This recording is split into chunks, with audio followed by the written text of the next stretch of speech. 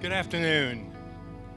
It's nice having this many people out. I know it's warm out, and honest, we'll try to get through this together. We do have water. There's water coolers all over. Got about 200 bottles, so we got enough for everybody. So don't be afraid. If you want a bottle of water, go up there and get it. We have items for sale. You can't see them, but the Bicentennial Group's got items right against the wall. When you're done, you're more than welcome to go up there and see if there's anything you like. Andrew Chipperfield, where are you? Are you out here? Are you here? Oh, there he is against the truck. I don't know how many people have read about or heard about the Chipperfield family. They lived on North 3rd, a yellow house, and they were a predominant family here. He come back just for this. His grandpa is going to be talked about. And the Chipperfield family was in politics, and they were very good at everything they did. You're going to hear about them today. So I want to thank you, Andrew, for coming. I appreciate that. He's going to be here till Tuesday. So if you get a chance to see him, tell him hi. His grandmother had license plate number 98 on a Mercedes. When I was a kid, I remember that license plate, and that was part of his family. Let's see. Talk about the Williams. I think that's everything. I want to thank everybody for showing. I really do. And I'll be back in just a second. Hello. My name is Isaac Swan. If you heard anything about Canton, you've heard of me, Isaac Swan. I was sent here. I fought in the War of 1812, and I was sent here in 1825 because I got this piece of ground. My brother-in-law, Nathan Jones, he also got the same one, and we were adjacent. As soon as we got here, both of us built a building. It was called the Catch-All, and it was where St. Peter's is, church on 3rd and Locust. So you're going to read now and then about Canton, Illinois, about a building called the Catch-All, and that's right there at St. Peter's. I went ahead and built a house on the corner of 1st and Locust. 1st and Locust, it was that empty lot right next to Napa. And this lot was my lot as I helped people together to buy a lot. If they wanted to buy a lot, we let them sleep in the catch-all, and then they went out and they'd build their house, and away they'd go. And it all worked fine. In 1932, the Black Hawk Indians were sent here. They were coming from Knoxville area, and they were getting here, and we built a fort. And the fort is where Harvester Inn, or where Bill Cook's in, hotel is in, that and the YWCA, and we built a little fort. It was 30 by 20, and we were all ready for the Indians, and they quit. They turned around and went the other way toward Fairview. So we built a fort for nothing because they never come here. You're going to hear now and then about forts, and that's what I want you to know. In 1835, a tornado come through Canton, Illinois, and it devastated us. It killed myself. It killed my boy.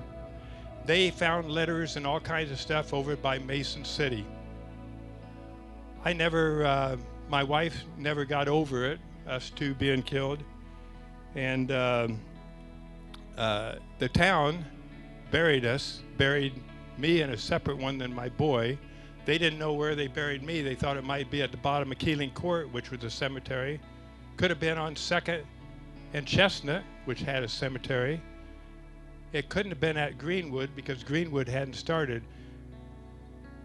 I never ever had a real burial. I'm a stone up on the square now. If you see that stone, that's me, but I'm not in it. They never have found out where I was put. I want to tell you about making a town. You would think making a town, to heck with these, I want to tell you about making a town. This is how you make a town. You take an area like this, and you think about it yourself, and you go, you know what? This area here could become a town, but we probably need a coffee shop. Close your eyes and imagine it just for a second and open it back up. A coffee shop right over here, right next door. and we'll call it Mac's Coffee Shop. And right next to here, we ought to put a filling station. I don't know what gas is, but we ought to put a filling station there. And we could name it Otto's Place. We could have it there. We also could take a building, and I'm trying to think of different ones. Let's go across the street. Maybe we could look there and say, who would I name that after? Let's see. We'll name it after Sepage's, and we'll call it Sepage's Bar. And then we'll go across the street, right over there, that empty lot. And by golly, I'll tell you what we'll do. We'll put a grocery store in there, and we'll call it, what? Anybody? We're going to call it St. Clair's. And we're going to put a filling station, a grocery store right there. And right there across the street, we're going to put a Electrolux building in there.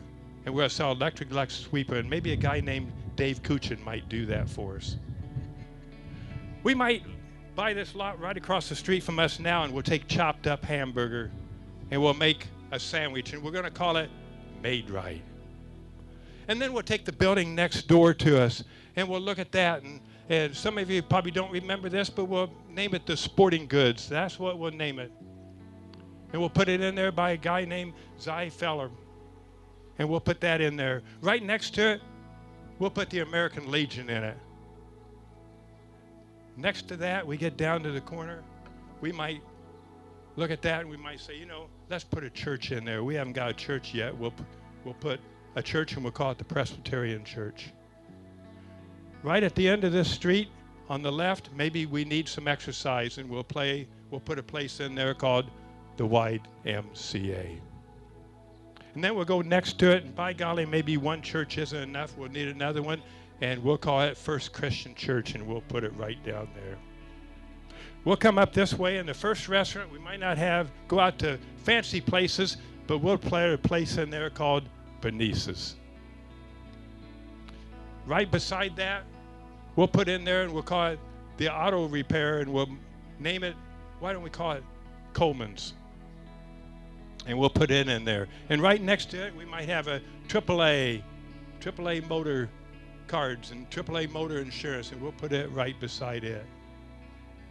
Next to it, we might put the auto parts store, and we'll call it the Canton Supply Company. Coming down here, maybe we'll put Coleman GMC right here. And do you know what? I've made a town the same way that it's been made. Be proud of this, because guys like myself, Isaac Swan, we put it together as far as a family and as far as a town. Thank you.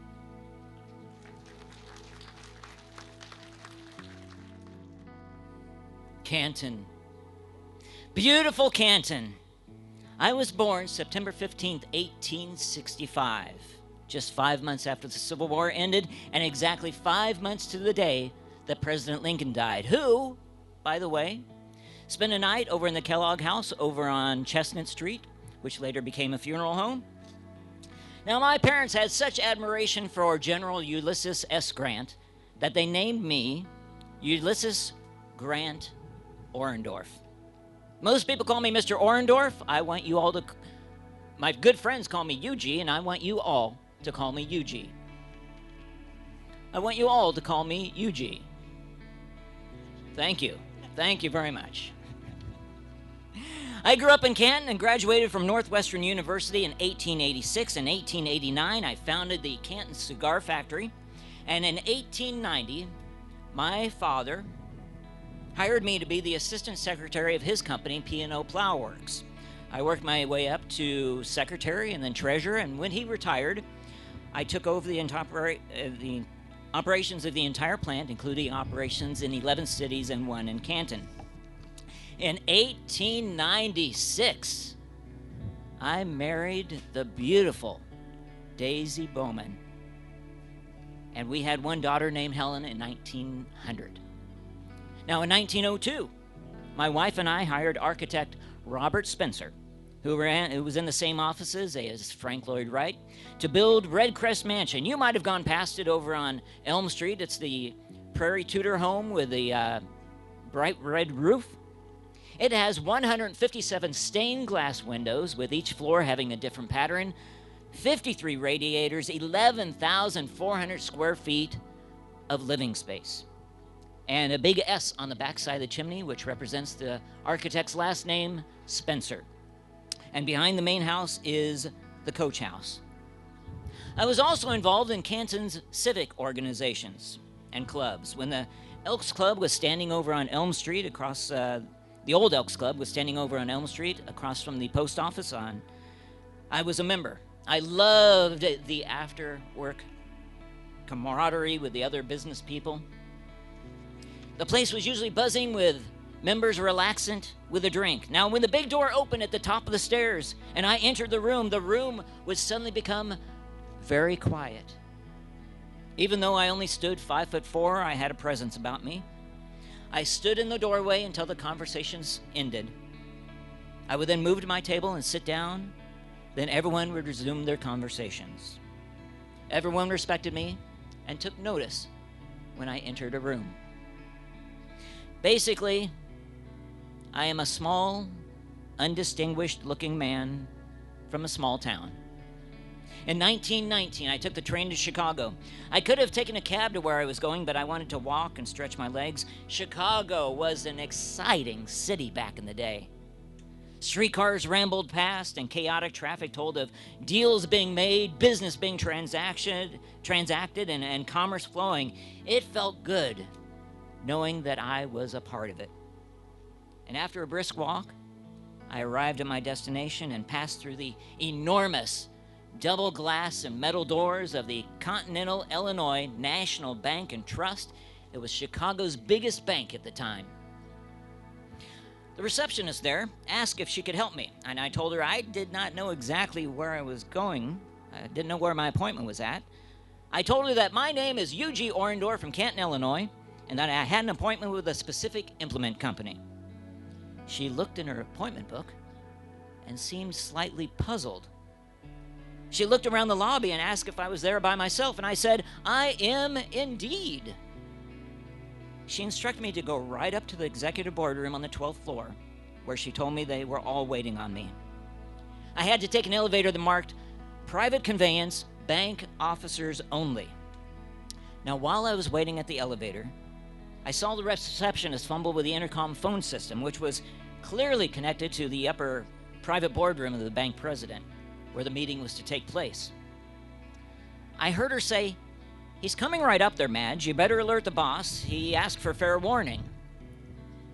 Now, I could barely make out what she was saying next as she was whispering, but it sounded as if though she said, "I thought he'd be taller, or handsome, or something. He's carrying a big old suitcase, and he's all by himself, for heaven's sakes. Anyway, here he comes. Get everybody ready." So, I opened the big double doors of the boardroom, and everyone got to their feet.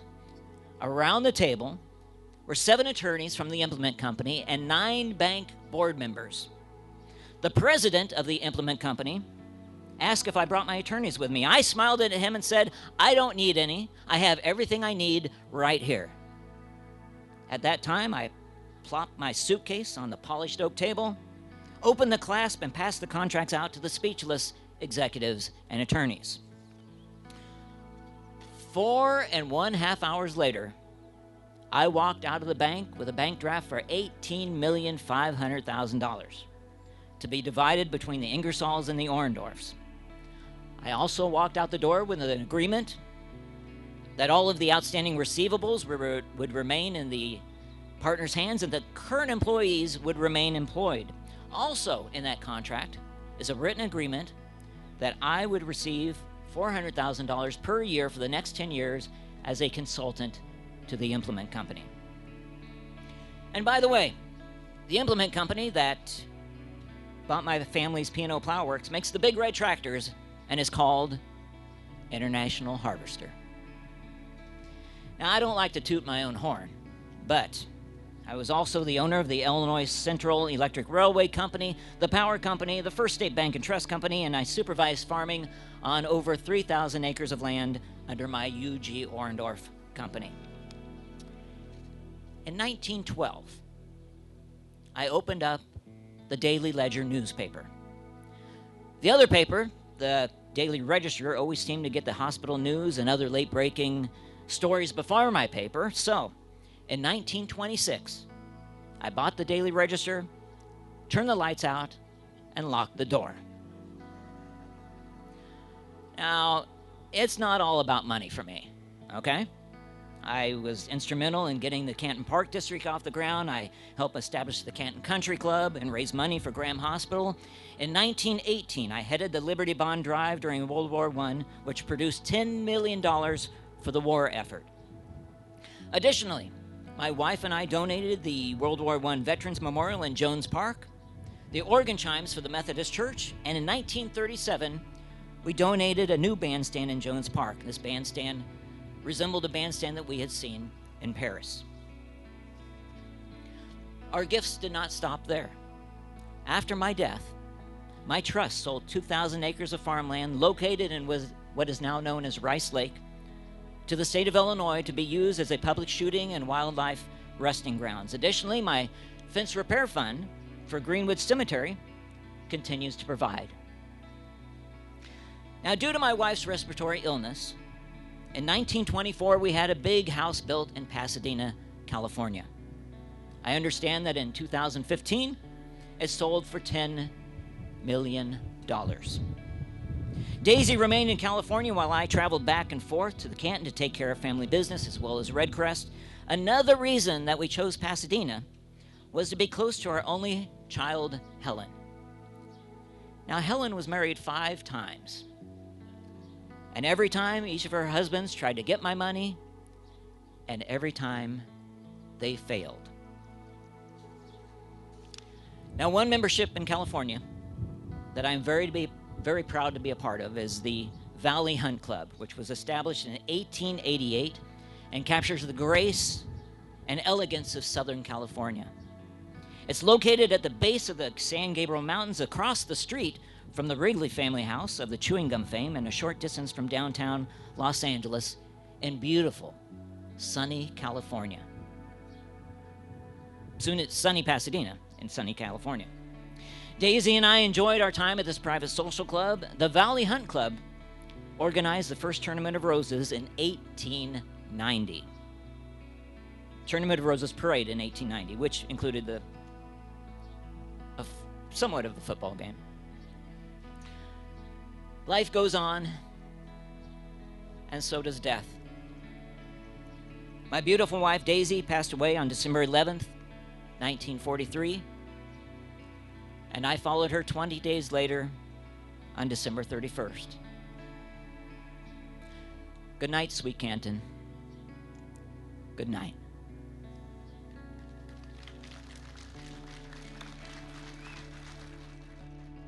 When I first arrived in Canton, it was just a small village, a far cry from the community you see today. I came with little more than a few tools, a strong work ethic, and the belief that I could build something worthwhile. Over time, with the help of many good people, I did just that. We created a manufacturing business that not only supported my family, but also helped shape the future of the city. My name is William Parlin. Some of you may know me as the man behind the Canton Clipper plow. I was a blacksmith, an inventor, and a proud member of this community. I was born on January 21st, 1817 in Acton, Massachusetts, the 4th of 5 children born to Warner and Lydia Parlin. Ours was a family with deep American roots. Both of my grandfathers fought in the Revolutionary War, and one relative, Captain Isaac Davis, was the first officer to fall at the Battle of Concord. My father was a respected farmer, and though I spent my early years on the farm, I quickly realized that my heart belonged to a different trade. At 17, I left farming behind and began an apprenticeship as a blacksmith. By 21, I mastered the craft. I traveled through Massachusetts and eventually made my way west, working for a time in St. Louis, before boarding a steamboat that carried me up the Illinois River. On July 4th, 1840, I stepped off the boat at Copper's Creek Landing with just 25 cents to my name.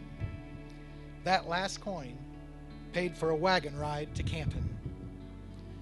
I arrived with 3 hammers tied up in a leather apron and the hope that this little town might be where I'd build my future.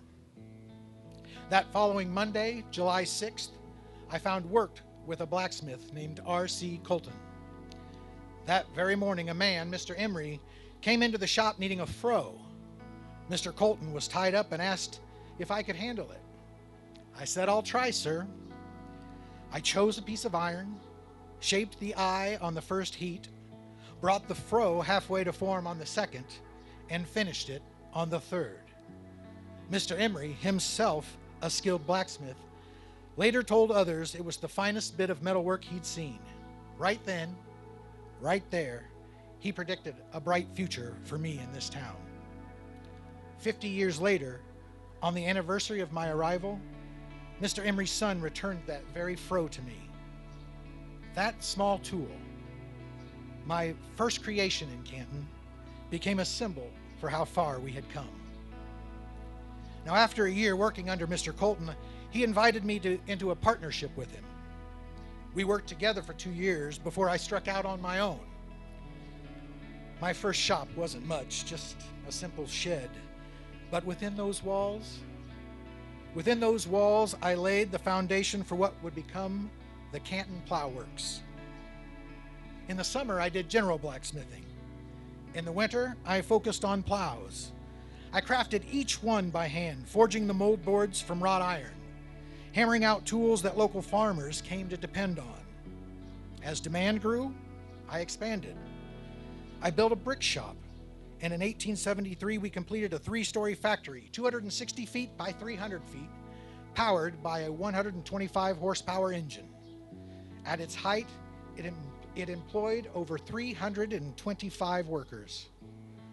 Now, our most famous product, the Canton Clipper plow, earned a reputation not just here in the United States, but across the globe. We shipped tools to the British Empire, to Mexico, and to South America. Eventually, we had 5 traveling salesmen on the road year-round, taking orders and spreading the name of our little company far and wide. In 1853, I brought W.J. Orndorff into the business. He was family, my brother-in-law, and a man I trusted.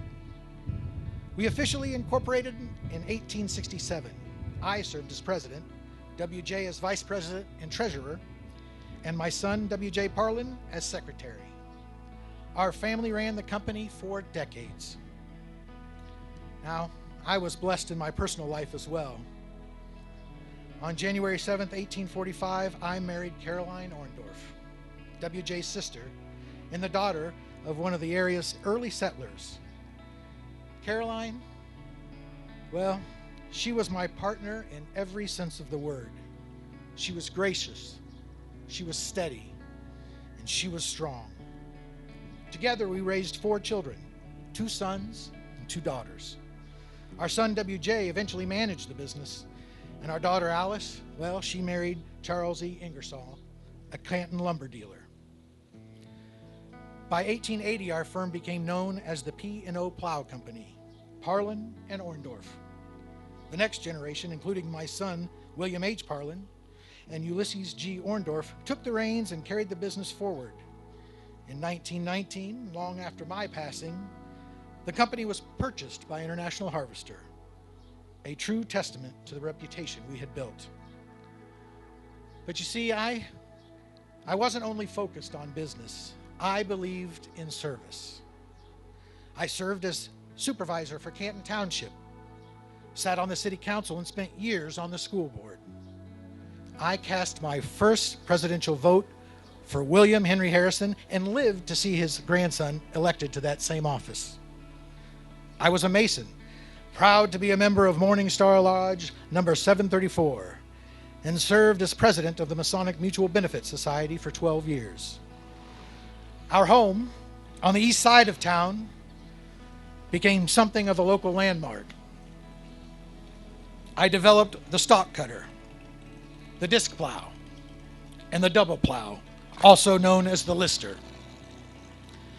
I was among the first to construct plows entirely from steel instead of wood. These innovations helped farmers work more efficiently and produce more food. In 1917, I was honored with induction into the Illinois Farmers Hall of Fame. I passed away on June 25, 1891, but my story didn't end there. The Parlin family continued to support Canton, our schools, our libraries, hospital, churches, and the Park District, because we believed in giving back to the community that gave so much to us.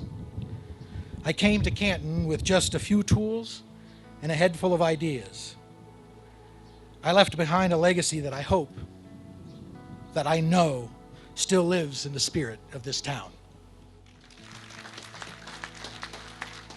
My name is Anna Hollinsworth, and I took care of W.P. Ingersoll for the last 50 years of his life.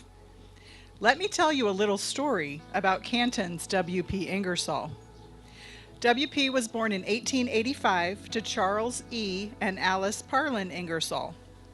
In 1923, he was nominated Vice President of the Canton Gas and Electric Company and Lewiston Gas and Electric with his brother Charles D.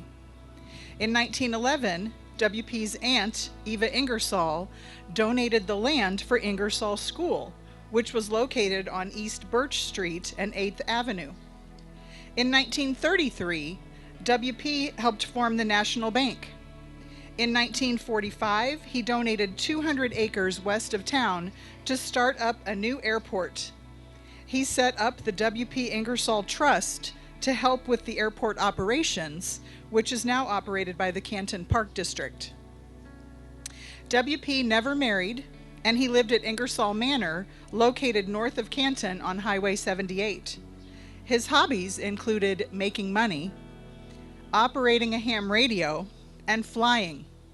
Upon his death in 1973, his trust was set up to help 19 Canton organizations by providing a total of $2.8 million yearly to these organizations. Here's a little breakdown. Organizations receiving about 2% of that $2.8 million include Mount Carmel Church, Trinity Lutheran Church, and St. Peter's Church. That comes to about $42,000 a year.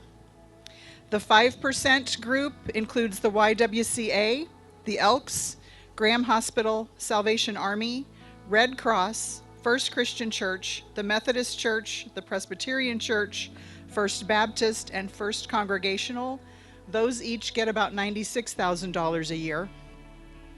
The YMCA gets 10% of that $2.8 million a year, or the interest from it. That's about $192,000. The Boy Scouts get 14%, which is $276,000. And the Canton Park District receives 20% of that interest at $384,000 a year, still to this day. Upon his death, W.P. also left me $400,000 to purchase a house, as well as a trust for my use until I died. I could live off the income from the trust and use it to pay all my bills. I could travel, I could eat well, but I could never own or buy an asset using the trust money. I would travel to New York City and stay at the Waldorf Astoria for weeks, and then I'd fly down to Coral Gables, Florida for the winter. My family is even buried in Greenwood Cemetery near WP. Honorary doctorates from Indiana University, Vincennes, Northwestern, and Marion College, and the last being Spoon River College in 2009. One may think I was something other than a small-town kid from Canton, Illinois. But nothing could be further from the truth. If you would ask a couple of my friends like Gloria Pershear or the late Doc Carper, they would both agree that it was my determination and inclination to take risk and willingness to work hard were traits that served me well, even though they thought some of my ideas at times were a little off the charts. Good afternoon. My name is Bill Alfred Cook. I was born in Mattoon, Illinois in 1931 and was the son of Alfred and Cleo Cook. My wife, Gail, who still resides in Bloomington, Indiana, gave birth to one son, Carl. Carl and his wife, Mary, blessed us with two granddaughters, Shaughnessy and Lynette. In 1940, my parents moved to Canton from Peoria. While living in Canton, my dad owned and operated the Norris and Fayette elevators. It was he that taught me the drive to accomplish. And that began back in high school. I would give 100% every time I stepped on the football field. Except when we played Farmington, I gave 125%. Like the game where I led quarterback Dick Foots across the goal line from the 1 to wreck their undefeated season. It was back then I also learned the importance of community involvement. I think my first attempt to doggedly pursue one of my visions was to challenge City Hall to build a teen center for Canton's young people. Well, they politely declined. Although with me putting that bug in their ear, within 2 years, we had one. When I graduated from high school in 1949, I was sure I was going to college, but I didn't know where. I thought maybe Illinois, maybe Northwestern, and maybe I could even get a scholarship to play football. The one thing I knew for sure, I would be pre-med, hoping for medical school and becoming a doctor. There were big, big dollar signs in the careers in the medical field, and I wanted to be part of it. Well, I started school at the U of I to get a jump on things, but my dream of playing football there became to an end when I transferred to Northwestern and concentrated solely on a major in biology, succeeding in 1953. Being no more, at best, than an average student, hard work and dedication rewarded me with that diploma. Well, with fresh diploma in hand, of all places, I was off to the Army. I became a medic and I taught physics of anesthesia to the military anesthesiologist. In '58, after the Army, I took what I learned and pursued a vision. I co-founded MPL Incorporated, which became the third largest hypodermic needle manufacturer in the nation. My name is on the reusable hypodermic needle. My name is the one that came up with the disposable hypodermic needle. Well, it didn't take long. I wasn't satisfied with just needles, so I decided to look at improving medical practices with some of my ideas. I decided to locate in Bloomington, Indiana, and it was there at the age of 32 with what I figured to be about $1,500 in a spare bedroom. I created a new cardiovascular catheter and percutaneous wire guide, which is called the stent. Since then, in 1963, I went full steam ahead on developing medical devices. Some of those included pacemakers, syringes, stents, shunts, and even ultrasound and penile grafts. You would have thought I would have come up with a stick of deodorant that keeps you cool when it's 110 degrees out. To my amazement, what started as in my spare bedroom gradually became a global organization consisting of 42 different companies, with manufacturing companies not only here in the US, but Australia, Denmark, and Ireland. Well, it was then I decided that we needed a catchy business name. So the Cook Group come to fruition. See, I was much better at manufacturing than coming up with catchy names. Now our office in Bloomington employs 3,000 people and 13,000 across the world, including here in Canton. For the willingness to work hard, push failure aside, and persevere, I have received many honors. The most prestigious being the Horatio Alger Award. It was in Washington, D.C., where the ceremony would take place. Others who have received that award were such notables as Condoleezza Rice and Army General Tommy Frank, to name a couple. When I was contacted by the local paper to comment on the award being announced that I was going to receive, for some reason I couldn't be reached. Probably because I was fishing or something. Truth is, I never was much into that interview stuff. But David Sokol, CEO of the Horatio Alger Award, mentioned that adversity builds character and that I was no exception to that. The honors grew and grew over the years, and all for different reasons. I received Historic Preservation Awards, Business and Productivity Awards, and recognition from the American Heart Association and Cardiovascular and Interventional Radiology. I sat on more boards than I can remember. Bloomington Utility Services, Bloomington Bank, Marshfield Clinic, Oregon Science Foundation, Indiana University, and of course the Cook-related companies. But one of the funnest things I did, I produced a nationally televised Drum and Bugle Corps Championships for 5 years. And in my spare time, I became a licensed jet pilot and contributed to many books and periodicals.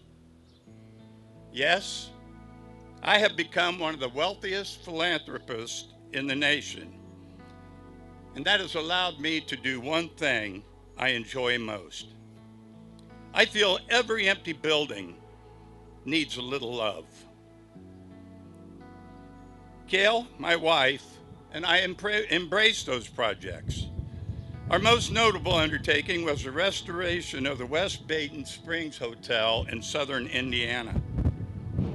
Before my death in 2011, I was instrumental in restoring more than 40 plus properties on the National Historic Register of Historic Places. Back in 2008, the Spoon River Partnership for Economic Development invited me to speak at its first annual meeting. I didn't feel I needed to write a speech because I was very comfortable speaking to my kind of people. I didn't want to toot my horn because the people then weren't happy with the present state of the community. So I focused on recognizing where changes were needed and how to bring those changes. I hope that the Harvester Inn has been a success and the Cook Medical has shown an economic impact. I would like to close simply by saying that Canton has always been very dear to me. And if I could share some advice, it would simply be, have a festive spirit in what you do. When people come up on a festival in progress, they want to be part of it. There is joy in a festival. Good afternoon. Thank you for inviting me to speak here this afternoon, and I want to welcome my grandson. It's a pleasure that you're here. I am Burnett Chipperfield. Forgive me for not wearing my jacket today. This spring weather is just, I can't enjoy it with my jacket on. I was born on June the 14th, 1870, in Dover, Illinois, which is up by Princeton. The second son of Reverend Thomas and Hannah Chipperfield. And we moved to the Canton area when my father became the minister at the Methodist Church in Cuba. Now, over 100 years, a member of the Chipperfield family has lived at 128 South 3rd Avenue in Canton. My older brother was Claude, an attorney, who later became a judge and lived at 149 East Locust. My sister Veda, who married Elmer Murphy of Cuba, she went on to become a practicing physician in Cuba. Now, I attended public schools in Illinois and went to Hamline University in St. Paul, Minnesota, where I studied law and then moved to Canton, and I was admitted to the bar in 1891. I started in private practice with my brother, and our law firm was called Chipperfield and Chipperfield. I married Clara Ross. She was of Canton, and we were married on November the 12th, 1895. Now, her parents were Pike and Margaret Ross, who owned the Ross and Rubel drugstore, which was on the west side of the Canton Square. And I married her again on November the 12th. Her grandfather, Uzziah Ross, actually founded Lewiston, Illinois. Clara and I had 3 children. Claude, who became a member of the United States Consular and Diplomatic Services in Athens, Greece. Robert, who joined our firm and became an important representative in Congress and worked with President Kennedy on strategies during the Cuban Missile Crisis. We also had a daughter, Margaret. Sadly, she passed away at the age of 34. For half a century, I practiced law in Canton, where I impacted the courts, legal profession, and political structure of Western Illinois. And it was said my manner was imperious, my character forceful, my personality dominating. Politically, very little happened in the Republican Party unless I said so. In the courtroom, there was none better, and few as successful. I was recognized as one of the leading members of the Illinois Bar and widely known as an orator. I gave numerous addresses for national gatherings and participated in many campaigns speaking for the Republican Party. I was respected, admired, feared, obeyed, and I had a lot of enemies. Over the years, from 1891 through the 1930s, I served in many roles, including Canton City Attorney, State's Attorney of Fulton County, Illinois State Legislature for 2 years, trustee of Western Illinois State Normal School, which is now Western Illinois University, chairman of the Illinois House Judiciary Committee, delegate to the Republican National Conventions in 1920 and in 1936, and during my practice in Canton, I prepared many cases for the Supreme Court. Now, I was a colonel and judge advocate general for Illinois, retiring in 1934 with the rank of brigadier general after 30 years service with the Illinois National Guard. Now, during World War I was cited by General John Pershing for gallantry and action against the enemy, and recommended on 4 occasions for the Distinguished Service Medal. After the war, I investigated claims of subversion in the Army and oversaw dozens of court-martials and civil affairs with the Army of Occupation in Koblenz, Germany. Now, closer to home, I was an active member of the Methodist Church, along with many other community and civic organizations over long periods of years. Some include commander of the American Legion, when we purchased the American Legion here on South Main Street, the director of the Canton Association of Commerce, president of the Illinois Bar Association, president of the State's Attorneys Association of Illinois, board member of the Altarusic Hospital, which is the predecessor to Graham Hospital, and there were many others. In June of 1933, there was an attempt to organize a new bank in Canton after the Great Depression, when President Roosevelt ordered all the banks to close on March 4th, 1933. It required the new bank raise $100,000 of new capital, and I was one of its founding members. And on November the 28th, 1933, the National Bank of Canton was opened in the location of the former Canton National Bank on the southwest side of the square. In 1925, the city of Canton was going to be 100 years old. I was asked to be on the board of this committee and was chosen as the General Centennial Chairman. There were 29 separate committees selected for the 9-day celebration.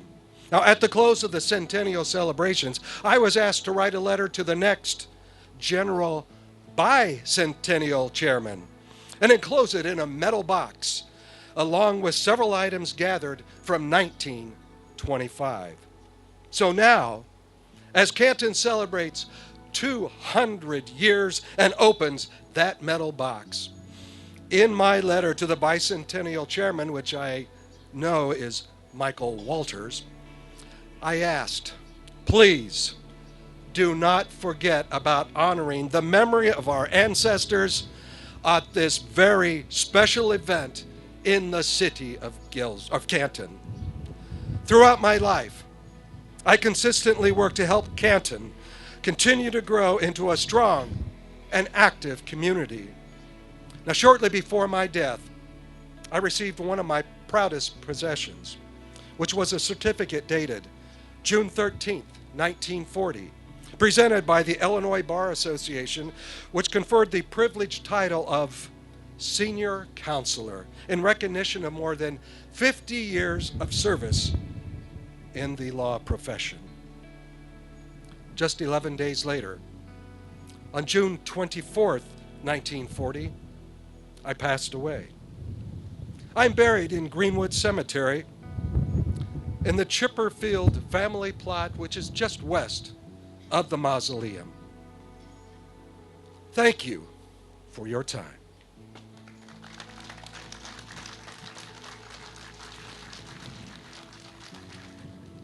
My maiden name is Miss Daisy R. Boffman, later Mrs. U.G. Orendorf. I was one of the charter members of the Progressive Art Club, founded in 1894. We met and worked on our needlepoint. Later, we added archery to our meetings and changed our name to the Progressive Art and Archery Club, also known as PAA. My maiden name is Katie Barrere, and after marriage, Mrs. Walter Durhan. I also was one of the charter members of our club. While traveling, I learned of an altruistic club devoting itself to philanthropic work. At the November 11, 1897 meeting of the PAA Club, I brought this information to the club. Our group decided to change our name to the Altruistic Club and have our purpose be to alleviate suffering among the needy in Fulton County. Since 1897, providing financial help to those less fortunate has been the purpose of our organization. My name is Miss Harriet Dewey, and I was also a club charter member. Since Canton had no hospital in 1903, the Altruistic Club rented and furnished a room on the north side of the square. We equipped it with medical supplies, and doctors borrowed articles they needed for their patients. Club members took turns sterilizing bedpans, checking hot water bottles, ice packs, thermometers, making first aid kits, preparing bandages, and seeing that all supplies were on hand. Along with supplies, our club furnished a nurse for patients in their homes. My name is Mrs. L.E. Grimm, and I was one of the charter members of the PAA, later named the Altruistic Club. When a physician requested, we made home visits. We either used our horse and buggy or electric car and took homemade soup, food, bread, jellies, and brought needed clothing and bedding.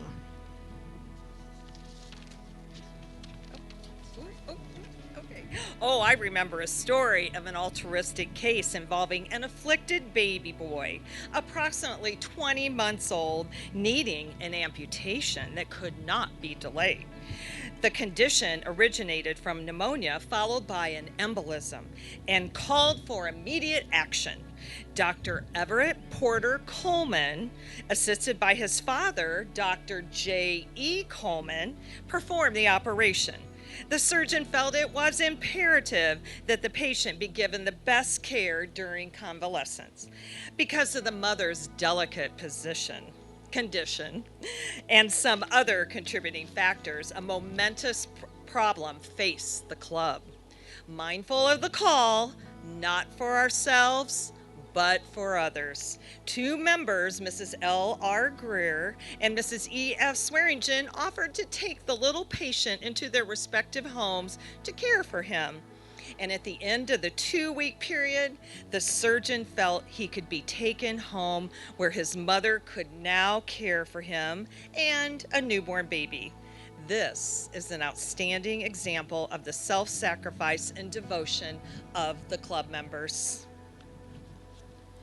I have another memory that involves a member who recalled being permitted to go along with her mother to a patient visit if there was a little girl in the home. She would take one of her dolls to give the child, and she sometimes brought cookies that she had cut out and baked. She was taught not to sit down or touch things, and soon learned why the bedposts were in cans filled with kerosene and newspapers and were placed around the sick bed, keeping bugs from annoying the patient. I remember on one occasion, a doctor told the club his patient needed a bath and a clean bed. So I volunteered to go, and then I made a report at the next meeting. I went to the home, found the patient in bed, and proceeded to give the bath as directed by the doctor. After soaping and soaking and rubbing, I was very surprised to discover that the patient was wearing a suit of underwear that I had not seen until after my soaking and scrubbing was done. Oh my.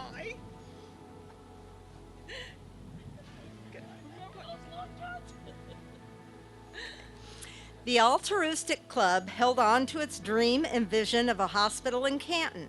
About 1903, we raised enough money to furnish a room in a house on the east side of South Park near 2nd Avenue and Oak Street. It was used as a hospital, and we did away with the supply room downtown. Later, a home on South Main Street, across from the old Canton High School, was used as the altruistic hospital, supported by our club members. We had many methods of raising money to help support our efforts. In the early days, we held bazaars. We held one at the old KP Hall, later the Canton Works Club. We had booths, made and sold waffles, and cleared $1,000. I remember that bazaar we held in the old Opera House. Later, it was Tony's Fruit Stand and then Poochie's Restaurant. We had booths with special names like Elizabeth and Her German Garden, and the apron booth was presided over by Mrs. J.J. Grimm and Mrs. Frank Irely. The booth's aprons were handmade embroidery with crocheted edges and tatting. We also had fruit and candy booths. Mrs. Orendorf had a special booth, as I recall. Oh, yes, she did. Mine was called Under Two Flags, and I displayed flags of many nations. I remember we set a long table in the center of the room so we could serve dinners to the public. Mother and I were two of many who cooked and ran back and forth to home to replenish food as we ran out. We planned many other gala events to provide money to help care for the sick. I recall a comic opera, Chimes of Normandy. that we performed, and our gross proceeds were $300.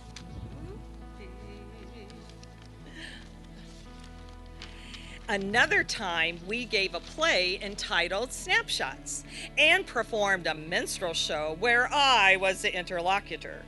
And in 1935, The Womanless Wedding with an all-male cast went over big. We worked hard to raise money to help care for the unfortunate people. Remember the circus project? It was quite a big event. We set up a tent on Main and Spruce and had clowns, sugar candy, popcorn, and peanuts. Oh, yes, and the dogs and ponies performed, and local lodges in their beautiful uniforms gave drills. Teenage girls dressed in Japanese costumes and tumbling acts performed to tunes provided by the P&O band. We also had quite the sideshows, including a tall woman, a bearded woman, beard made out of horsehair, a fat and a thin woman, and a snake charmer. Some of the money from the circus was put into a trust fund for interest to be used for years to come. That way, the club might have a reserve to turn to if needed. And in 1909, Mrs. Alice and Caroline Graham, two club members, provided funding for establishing a hospital to be named Graham Hospital in memory of their parents. Altruistic furnished the children's ward, and later that room was converted to a 2-bedroom and bears the club's name on the door. Throughout the many years of the hospital's existence, the Altruistic Club has always been a main supporter of providing equipment, medicines, and meeting various other patients' needs. Over the years, death has taken no holiday, and Club Eternal has welcomed many of our beloved members to its role, remembering all our influence and hard work to serve those less fortunate. Comforts us. May each of us, as members and future members, be happy that we can do for others near and in our town. Thank you.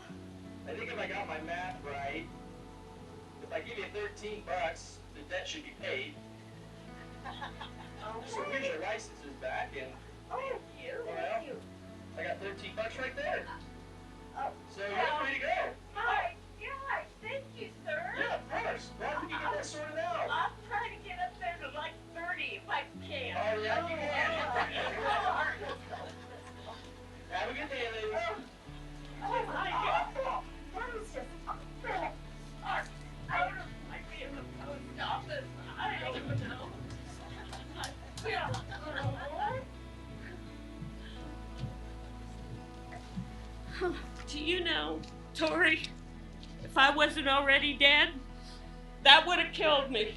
Right there. There we go. Oh my God. Well, you know, I did pass away. 1996. I was 88 years old. I had a long, wonderful life. I had many friends at St. Mary's Catholic Church and the Croatian Fraternal Lodge. But you know what? The best years of all were the 60 I spent in our parents' grocery. You always did have to be first, Katie. I didn't pass away until 2008 at the age of 94. You know, I think our parents would have been very surprised. They knew we were close, you know, the closest of sisters and friends. We went to church, to lodge, but they still would have been surprised to know that we worked over 60 years. And when they started the store on the corner of East Birch and North Fifth, they would never have imagined that we would have worked that long together until we closed it in 1988. Yeah. You know, they might have been a little disappointed if they knew we never married and that we still lived in the family home on East Birch, just west of the store. Maybe, but they would have enjoyed. Remember how the kids would come in and there was that long glass candy case, Oh, yes. and they would spend a long time just picking out exactly the right candy that they wanted. You'd know more about that than me because I was working. Oh, I was in the back slicing lunch meat. I know you're kidding. You did enjoy those children. We treated them just like they were our own. Yeah. And you never objected when I would give them extra candy. No. And Tori, I remember when you walked up to St. Mary's Church every day to sing in the choir. And then when you got older, you invited children in and they'd stand around the piano. You'd play and you'd lead them in a sing-along just like Mitch Miller. Those were wonderful memories. Do you remember the card games? Oh my gosh, we would play canasta just for hours and hours. And our flower garden, it was beautiful. so beautiful. And you know, what was that girl's name? That house right behind the store. Yes. There was a little Diana Pavley. She would stop every day on her way home from school and she would get soda and candy. Oh, what a cutie she was. You know, the kids would come to the store on their lunch hour. Yeah. They'd have a sandwich of lunch meat, expertly cut by me, and they'd have a bag of chips and a soda. And then they'd go out on the front steps and they'd talk and they'd laugh until it was time to go back to school. And you know, we never let them leave empty-handed. We always said, if you were 18 or under, you got your soda and candy free. And then I'd give them a little brown sack with some extra candy in it Oh, yes. that they could take with them. I noticed that. You know, people thought it was a shame, I think, that we didn't marry and didn't have children. But we had hundreds of children. Yes, we did. Do you remember when they used to come every year and give us their school picture? Oh, and we proudly displayed Yep. them in that glass case above the soda cabinet. We sure would. Tori, do you remember? I think it was 1978. We received the Community Service Award from the Chamber of Commerce. Yes, you know, that was a wonderful honor. Yeah. But you know, the awards night and all that hoopla, that just is not us. No. I'm no. afraid we didn't even go. You know, people thought we were saints, but we didn't do anything for publicity or for thanks. We just did what our heart told us. You know, I look back at Canton, it's just a wonderful place. We could even just drive. It didn't take us very long. We could go to Greenwood Cemetery and take care of our parents' grave. And we even, some of the special other people in our lives, we would take care of their resting places. Yes. You know, so many good people live and have lived in Canton. Remember how We would just love to get in our car and just drive all around town. Not anymore. No, not now. Yeah. We did, but you know what? I never understood why there was a line of cars that went blocks behind us. And then I thought, well, it's like the festival parade at 15 miles an hour. And you know, those garbage cans just seem to jump right out in front of us. I do not understand why people put them so close to the curb. I agree. Amen. Well, you know what, Tori? I think it's time we have to go. And guess what? What? You're driving. Oh, no. But you know what I think we should do? What? Just after everything's over today, let's just put some candy up here on the stage. And any of these wonderful people, even if you're not 18 years or under, you can come up and get some. I think that'd be a wonderful idea. And who'd like a glass of water? Or a bottle of water? Yeah. Okay. It'll be up here for you. Let's go.